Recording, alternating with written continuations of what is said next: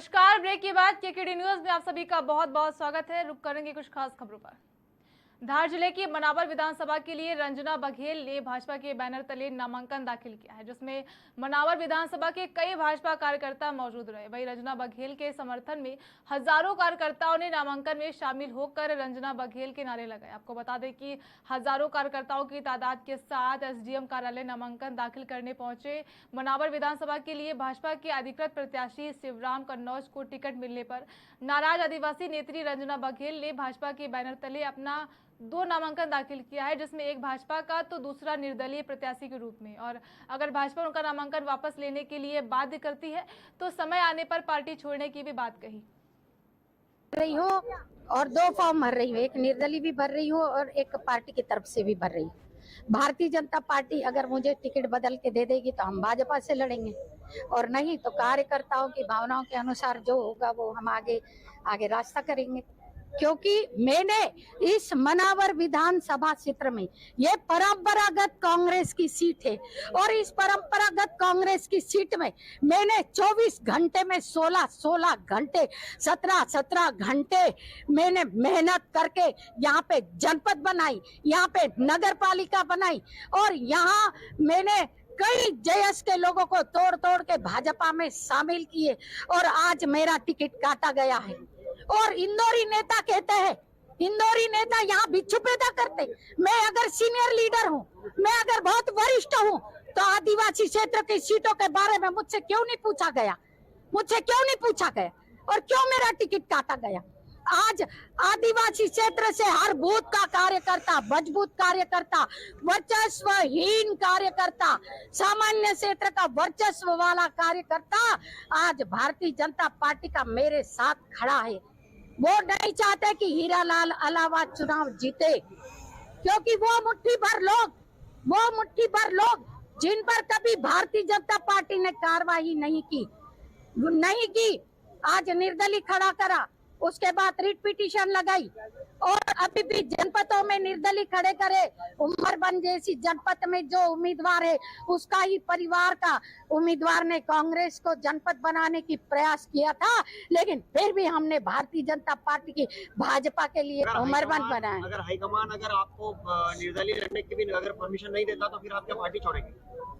हाँ, मैं छोड़ूंगी पार्टी, सब कार्यकर्ता छोड़ेंगे, हर बूथ का कार्यकर्ता छोड़ेंगे। रही हो और 2 फॉर्म भर रही।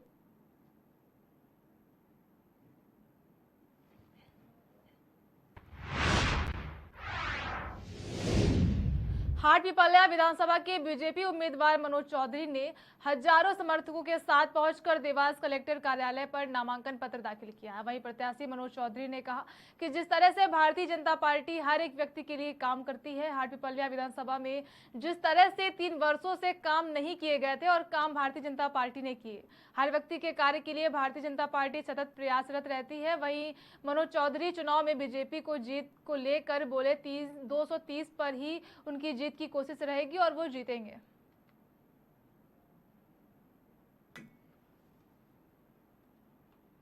इस तरह से हर एक व्यक्ति के लिए भारतीय जनता पार्टी काम करती है, जिस तरह से हाटपिपल्या विधानसभा में हम प्रत्येक व्यक्ति के सुख हो दुख हो हर समय उनकी सेवा में तत्पर रहते हैं, और साथ ही पूरे विधानसभा में आज तक के इतिहास में जो काम इस विधानसभा में नहीं हुए थे, पिछले पौने 3 वर्षों में विधानसभा में कई विकास कार्यों की सौगात मिली है। निश्चित रूप से आने वाले समय में इन सब कामों को लेकर के जब हम जनता के बीच में पहुंचेंगे तो जनता का आशीर्वाद हमें भरपूर, अभी भी हम जब अभी जा रहे हैं तो भरपूर आशीर्वाद मिल रहा है, अपनापन मिल रहा है। तो निश्चित रूप से भारतीय जनता पार्टी यहाँ कई गुना मतों से जीतेंगे, अधिक से। मध्य प्रदेश में वैसे काम के आधार पर तो 230 विधानसभाओं में भारतीय जनता पार्टी को जीतना चाहिए, बाकी ज़्यादा से ज़्यादा जीतेगी सीटें हमारी। किसी कारणवश कहीं थोड़ी बहुत कम रहती, लेकिन हमारी 200 के आसपास सीटें जीतने की उम्मीद है।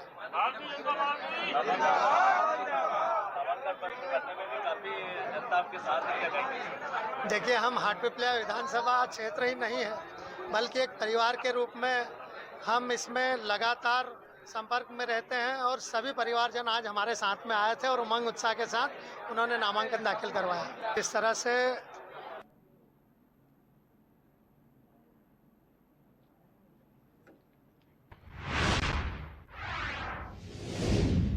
वृंदावन में श्री कृष्ण जन्मभूमि संघर्ष न्यास के राष्ट्रीय अध्यक्ष दिनेश शर्मा द्वारा एक राष्ट्रीय चिंतन शिविर का आयोजन किया गया, जिसमें वृंदावन सहित ब्रज के संत समाज के महापुरुष इकट्ठा हुए। और वहीं श्री कृष्ण जन्मभूमि संघर्ष न्यास के अध्यक्ष दिनेश शर्मा ने बताया कि श्री कृष्ण जन्मभूमि पर बनी शाही ईदगाह जो कथित तौर पर बनी हुई है, जिस तरह राम मंदिर का उद्घाटन देश के प्रधानमंत्री नरेंद्र मोदी कर रहे हैं, ऐसे ही बहुत जल्द श्री कृष्ण जन्मभूमि पर बनी ईदगाह जल्द से जल्द हटकर श्री कृष्ण जन्मभूमि भव्य और विशाल रूप में बनकर तैयार हो। और बताया कि इस बार दीपावली पर 11 लाख दीप प्रज्वलित करने का संकल्प लिया गया है, जिसमें मथुरा विराज सहित देश विदेश के श्रद्धालु भी भाग लेंगे।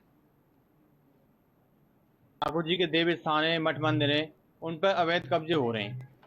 भगवान श्री कृष्ण के जन्मभूमि पर भी अवैध कब्जा हो गया और अवैध कब्जा के रूप में एक ऐसी बिल्डिंग बना दी गई जो हमारे कृष्ण भक्तों को अटक रही है। तो आज हमने सभी ने इस बात पर चिंतन किया है, विचार किया है कि भगवान श्री राम जब अयोध्या आए थे तो दीपावली मनी थी। उसी प्रकार भगवान श्री राम का मंदिर जब आज़ाद हुआ था विधर्मियों के आक्रमण से, वो भी 6 दिसंबर हमारे लिए दीपावली का पर्व है। तो हम 6 दिसंबर को सभी हिंदूवादी संगठन के लोग श्री कृष्ण जन्मभूमि परिसर में 11 लाख दीपक के साथ दीपदान करेंगे। सभी ने मिलकर ये फैसला लिया है।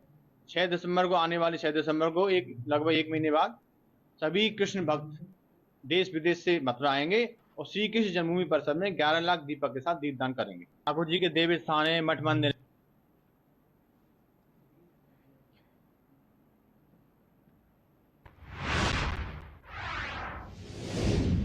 उत्तर प्रदेश के बलिया से बड़ी खबर सामने आई है, जहां संतों ने बलिया पुलिस पर सवाल उठाया है, जहां परमहंस आश्रम के भंडारे में लूटपाट की घटना को अंजाम दिया गया है, जिसमें लाखों का सामान क्षतिग्रस्त हुआ है। आपको बता दें कि आश्रम में चल रहे भंडारे में लाखों रुपए के सोने की मूर्ति लूटी गई और मामला गढ़वार थाना क्षेत्र अंतर्गत परमहंस आश्रम कोडरा शाहपुर से जुड़ा हुआ है, जहां श्रीमद् भागवत कथा के साथ ही भंडारे का आयोजन किया गया था। वहीं आश्रम में होने वाली भीड़ को देखते हुए प्रशासन से अनुमति के साथ ही सुरक्षा की मांग की गई थी। साथ ही यह भी बताया गया था कि 10,000 लोगों के आने की संभावना है, जिसको प्रशासन ने मंजूरी तो दे दी, पर सुरक्षा का कोई बंदोबस्त नहीं हो सका, जिस वजह से हाल यह हुआ कि लुटेरों ने बाबा को नशीली पदार्थ खिलाकर आश्रम में रखे लाखों रुपए और मूर्तियों को लूट लिया। इसकी जानकारी गढ़वार थाने को दी गई तो रिपोर्ट तक दर्ज नहीं की गई। इस लापरवाही को देखते हुए आश्रम के साधु संत डीएम एसपी से पत्र के साथ मिले।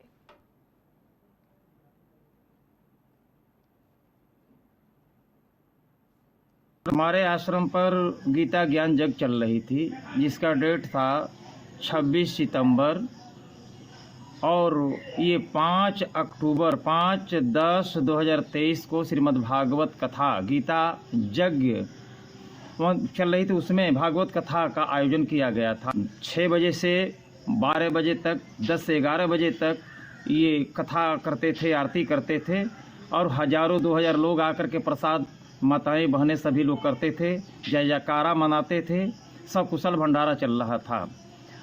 ये क्या हुआ कि हम लोग 5 तारीख से ये इस डीएम साहब से परमिशन ले चुके थे। ये काफ़ी देहात के लोग हैं, अनभिज्ञ लोग हैं, हमें जो है कि असुविधा फैला सकते हैं, लेकिन वो थाना महोदय संजय शुक्ला एक कोई होमगार्ड तक नहीं, 15 को अखंड कीर्तन था और भव्य भंडारा भी था। तो भंडारा में क्या हुआ, कीर्तन चल रहा था, मनोज तिवारी का तिवारी साउंड था, उसमें मनोज सिंह गा रहे थे, सोनू शुक्ला गा रहे थे। रात में 1 बज रहा था, सारी बाहर की जनता आई थी देखने और देखे कि लोग भोजन किए। भोजन करने के बाद बाउंड्री पर लोग आपस में लड़ गए। लड़ते बाबा निकल कर देखे तो उनको देख करके उनका जो हादसा हो गया, बाबा गिर पड़े।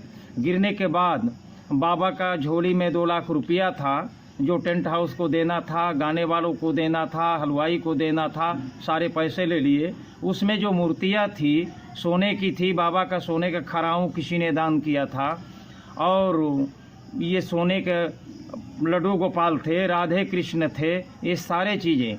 और आलू बैठा दिया गया था 32 कुंटल, जिसमें आलू थे, 2 कुंटल कोहड़ा था और परोरा था 4 कुंटल। ये सारी सब्जियां तितर बितर हो गई और पुलिस एक होमगार्ड तक नहीं भेजे और पुलिस के वजह से ये असुविधा फैली। बाबा के साथ वही ना देखे ये हादसा, लूटपाट देखे, बाबा का जो है कि अचानक ये दिमाग आउट हो गया। आप तो कह रहे थे कि कोई नशीली पदार्थ दिया गया। हाँ, उसमें जो है कि ये क्षेत्रवासी को कौन है, खाद में कोई खाद में खिला दिया इनको, बाबा अचेत हो गए। हमारे आश्रम पर गीता ज्ञान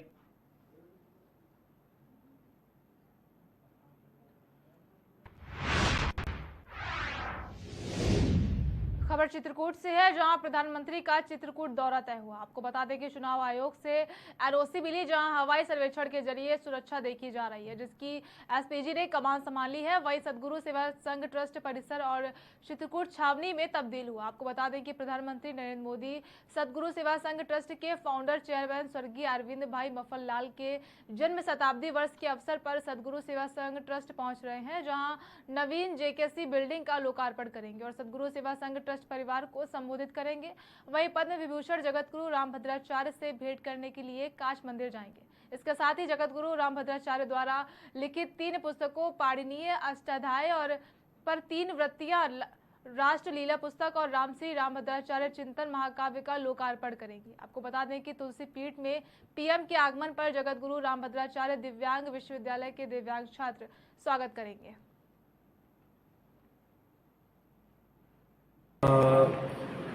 देश के प्रधानमंत्री श्री नरेंद्र भाई मोदी का कल चित्रकूट दौरा हो रहा है और उसमें उन्होंने तुलसी पीठ के लिए अपना महत्वपूर्ण समय दिया है। यहाँ पर वो भगवान के दर्शन करेंगे और उसके बाद पूज्य गुरुदेव की जो ऐतिहासिक 3 पुस्तकें हैं, पाणिनीय अष्टाध्याय वृत्तित्रयी, रामानंदाचार्य चरितम महाकाव्य और भगवान श्री कृष्ण की रासलीला, इन तीनों पुस्तकों का विमोचन करेंगे। और आश्रम के जो सहयोगी गण हैं, पूज्य गुरुदेव के शिष्य हैं, वो कुछ चिन्हित शिष्य 200 की संख्या में लगभग आश्रम आ रहे हैं और उनके साथ प्रधानमंत्री का एक संवाद होगा। आप जानते हैं कि पूज्य गुरुदेव का पूरा जीवन दिव्यांगों की सेवा के लिए रहा, तो पूज्य गुरुदेव के निर्देश के अनुसार यहाँ पर उनका स्वागत हमारे दिव्यांग उच्चतर माध्यमिक विद्यालय के छात्र और विश्वविद्यालय के छात्र, ऐसे 5 छात्र मिलकर प्रधानमंत्री जी का इस परिसर में स्वागत करेंगे और फिर पूज्य गुरुदेव के साथ वो 10 मिनट कुछ राष्ट्रीय चर्चा, आध्यात्मिक चर्चा करेंगे और फिर मंच पर उनका कार्यक्रम रहेगा। तैयारियां बहुत जोर शोर से चल रही हैं। देश भर में जो पूज्य गुरुदेव के प्रमुख शिष्य हैं उन सभी को आमंत्रित किया गया है और यहाँ पर जब वो मंदिर में दर्शन करेंगे तो पूज्य गुरुदेव के सानिध्य में रहने वाले विद्वान आचार्यगण उनका स्वस्ति वाचन के साथ स्वागत करेंगे। तो बहुत अच्छे से तैयारियां चल रही हैं और हम सब उस ऐतिहासिक क्षण के साक्षी बनने के लिए बहुत उत्सुक हैं, जिसमें प्रधानमंत्री जी श्री तुलसी पीठ परिसर में पधारने वाले हैं। पूरे कार्यक्रम में लगभग 200 लोगों की उपस्थिति रहेगी। मंच पर माननीय प्रधानमंत्री के साथ पूज्य गुरुदेव विराजेंगे और उनके साथ मध्य प्रदेश के हमारे यशस्वी मुख्यमंत्री श्री शिवराज सिंह चौहान जी, मध्य प्रदेश के महामहिम राज्यपाल श्री मंगू भाई पटेल जी और पूज्य गुरुदेव के प्रति बहुत प्रेम रखने वाले हमारे संत परंपरा में जिनका बहुत बड़ा सम्मान है, ऐसे परम पूज्य मलुक पीठाधीश्वर श्री राजेंद्र दास जी महाराज भी उपस्थित होंगे। मैं क्या बताऊं, जिस पुस्तक का महाराज जी विमोचन करना, जिन पुस्तकों का विमोचन होना, पहले वाक्य सीखो। 3 पुस्तकों का प्रधानमंत्री जी लोकार्पण करेंगे। पहली पुस्तक है पाणिनीय अष्टाध्यायी पर 3 वृत्तियां, वो 9000 पृष्ठ की पुस्तक है। आज तक के इतिहास में किसी ने इतनी बड़ी पुस्तक नहीं लिखी। उस पुस्तक का लोकार्पण होगा। उसमें पाणिनीय व्याकरण पर मैंने व्याख्या की है और उस पुस्तक की एक विशेषता है सनत और शांतनु कि जो भी उसकी व्याख्या करने गया वो बीच में मर जाता था। जयादित्य ने व्याख्या करने की सोची तो बीच में मर गए। पतंजलि भी पूरी पर नहीं व्याख्या कर पाए, 3000 सूत्रों की ही व्याख्या की। और मैक्स मूलर ने करना चाहा, वो भी मर गए बीच में। दयानंद सरस्वती ने करना चाहा, वो भी मर गए थी बीच में। जब मैंने करने का निर्णय लिया तो मेरी बड़ी बहन ने कहा, आप सबकी बुआ जब तो नहीं रहे, उन्होंने कहा गुरुजी आपकी मृत्यु मैं ले लूंगी, आप इसको पूरा कीजिए। और वही हुआ। उनकी जीवन अवस्था मैंने पूरा कर दिया और 2 महीने के पश्चात बुआ जी चले गए। यह इतना महत्वपूर्ण ग्रंथ है। अब आप बताओ, इसका आकार केवल मूल आकार केवल 25 पृष्ठों का है और मेरी व्याख्या का आकार 9000 पृष्ठों का है। अब इसे कल्पना कर लीजिए, ऐसी पुस्तक आज तक भारत में किसी ने नहीं लिखी। मेरे पास धन नहीं है पर शास्त्र ही मेरा धन है। और द्वितीय पुस्तक है श्री कृष्ण की राष्ट्रलीला।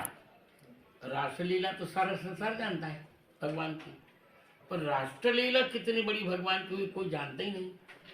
उस पर मैंने पुस्तक लिखी, उसका लोकार्पण होना है। और तीसरी पुस्तक है